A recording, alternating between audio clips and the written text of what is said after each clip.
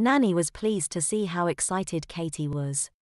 Katy had jumped up and down and giggled when Nanny told her Dr. Ronnie was coming. At 6:30 sharp, Katy heard the doorbell ring. She was playing with her toys in the playpen and could not answer it. Nanny walked from the kitchen and lifted Katy from the pin. "Let me get the door, princess." Katy stood there as Nanny walked to the door and opened it. Dr. Ronnie walked in the living room and smiled at Katy. Katy suddenly started to cry. She then removed her pacifier. "Katy does not have the words to tell you how sorry I am, Dr. Ronnie. I do know you saved my life. If not for you, I would have found a way to kill myself. Now I don't want to anymore. Katy also wants you to know that what she said about Alicia and Grandma was stupid." Katy just stood there crying. Dr. Ronnie walked to her and picked her right up off the ground, even though Ronnie was not that much bigger than she was. "You listen to me, you special little darling. Dr. Ronnie never once was mad at you and you have nothing to apologize for. I just wished I had been here sooner for you. Katy, you are a very special person, and rather you want to be a baby or an adult, I promise you I will always be here for you, for now and forever." Katy then asked Dr. Ronnie to sit down, then crawled right in her lap, and showered her with hugs and kisses. Soon Nanny said dinner was ready. Katy sat in her high chair and fed herself with impeccable manners. Actually, she only got a couple of spots on her bib. After dinner, Gretchen and Ronnie had coffee and chatted while Katy sat on the floor and colored. Before any of the three realized it was time for Katy's bedtime bath. When Nanny mentioned it, Katy asked Dr. Ronnie if she would give Katy her bath. Dr. Ronnie was more than a little happy to do just that. Katy was playing with her bath toys and splashing in the tub as Dr. Ronnie attempted to bathe the baby girl. The truth is known, Dr. Ronnie had always had people to do this sort of thing for her, even though she was enjoying it. Suddenly Katy put down her toys and asks about her undercover sisters. Ronnie was more than happy to fill her in on how the girls were doing. She suggested that Katy pick up the phone and call them sometime. Katy then smiled at Dr. Ronnie. "How much are you paying Nanny, Dr. Ronnie? Because I know it's my responsibility. I want to know so I can instruct the bank to start making her salary payments." Ronnie told Katy that she would call the bank and take care of the details. "If they have any questions, they can call you, sweetie." Just a few minutes later, Katy lay in Dr. Ronnie's lap and nursed her night bottle. Katy in some ways was truly happy for the first time in a while. Naturally, she missed Grandma and Alicia, but for the first time in a long time Katy knew she was not without family. Before Katy knew it, she was fast asleep. It had been a long and wonderful day. After Katy was asleep and safe in her crib, Ronnie and Gretchen sat down to talk over a nice glass of brandy. Ronnie told Gretchen it was time to start including some adult things in Katy's life. If we let her get too deep in her babyhood, we may never get her back. Gretchen smiled and told Ronnie she knew exactly what to do. Over the next couple of months, Gretchen made some changes in Katy's daily routine. The first thing she did was reintroducing her to training potty. She could care less if Katy wet her diapers but felt the poopy diapers had to go. Katy could not have been happier. She was not sure how she ever got in the nasty habit of messing herself in the first place. Actually, Gretchen had suggested right after Katy had messed herself at the grocery store. It had been 2 months since Katy had learned to use the potty and she had only 2 accidents. One was at the park and the other was when she was sick. The other things Gretchen had taken to making Katy do, Katy was not so sure of. Katy had to spend an hour a day reading a book chosen by her nanny. At first this was a total grind for Katy and she hated the intrusion into her toy time. Once she got into the books, Nanny had to tell Katy when to put them down. Then she started making Katy sit on her lap every night while she watched World News Tonight. Katy had no choice but to watch. The first few nights she squirmed the whole time and pretended not to be paying attention. After about 2 weeks, Katie was reminding Nanny when the show was coming on. Nanny and even Dr. Ronnie noticed a lot of changes in Katie after that. She was once again spending hours on her computer. Gretchen noticed that she read CNN and USA Today religiously. Katie had also all by herself subscribed to the Chicago Tribune and read it every day cover to cover. Katie still spent time playing with her toys and loved her daily afternoon trips to the park. But she insisted on being dressed, and Nanny was pretty sure she was emptying her bladder on purpose before they went so she would stay dry at the park. Katie then started asking for some other things. She asked to join a pistol range and take up shooting again. Nanny would take her twice a week. She was amazed what a skilled marksman Katie was, so was the gun range owner. Katie even taught Nanny how to handle and fire a handgun. Then Katie wanted to join a gym. She signed both her and Nanny up and they went every morning for 2 hours. Nanny lost some weight, but Katie was getting in tremendous shape. The biggest shock was when Katie asked to return to her karate classes. Katie had long since realized that a big truck and not karate had taken her loved ones. Katie was actually so busy she barely had time for her toys or trips to the park. Nanny had even quit insisting that she take her afternoon naps. It simply took too long to get Katie to settle down. By the time she was asleep, it was time to get her up for one activity or another. Nanny was watching one of her afternoon soaps one day, when Katie walked in and crawled in her lap. Gretchen had noticed this technique before. It was what Katie did when she wanted something good. Nanny, I've been thinking and I think it's time Katie got potty trained again. Will you help me? Please. Katie spent the next couple weeks potty training, but it just did not take. Katie still had accidents about a third of the time in her new disposable training panties. Undaunted, Katie was still determined to go on with her plan. She would make the announcement tonight at dinner. Dr. Ronnie was coming and the timing would be perfect.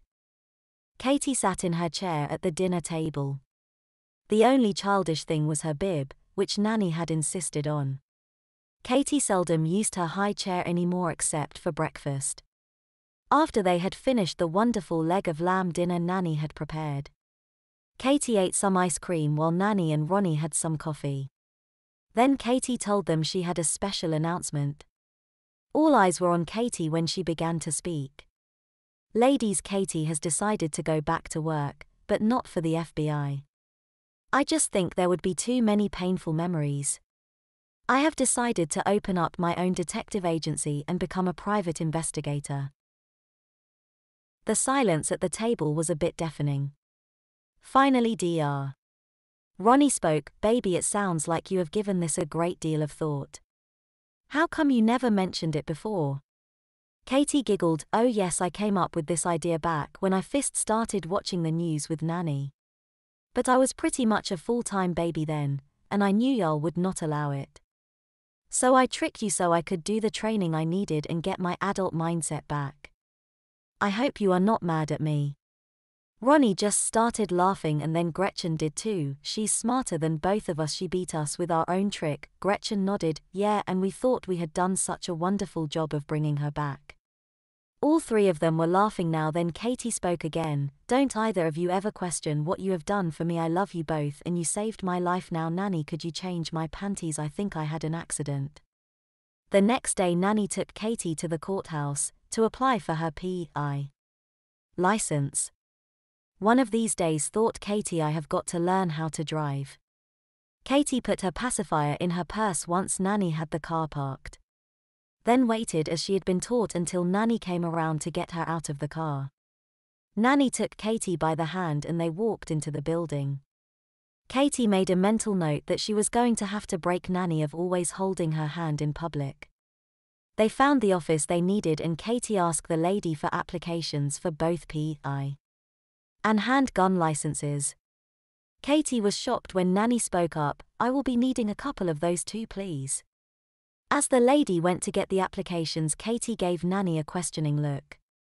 You did not really think Nanny was going to let her baby do this by herself, did you?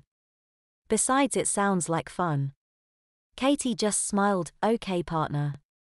They filled out the applications and then Gretchen took Katie to the ladies' room. Gretchen praised Katie for keeping her panties dry and sat her on the toilet. When Katie was finished, she wiped her with some TP and then a baby wipe from her purse.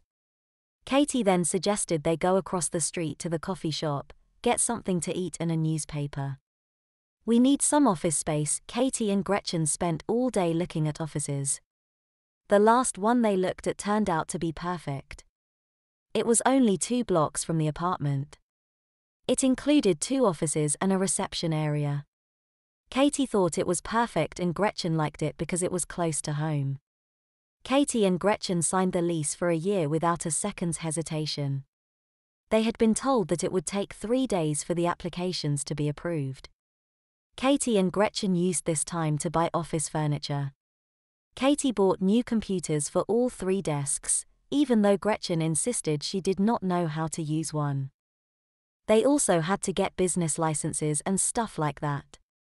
Gretchen was impressed at how efficiently Katie handled everything. They picked up their licenses and badges on the 3rd day. When they got to the office, the man was painting the agency name on the door. Katie had insisted that Gretchen be an equal partner. Gretchen, however, insisted the agency be named after Katie. So there it was on the door, Katie Matthews, Private Investigator and Associates. Katie then spent a couple of days along with Gretchen interviewing office assistants. The girl they hired was Shelley Thompson. She was fresh out of college with a business degree. Her husband was still in law school.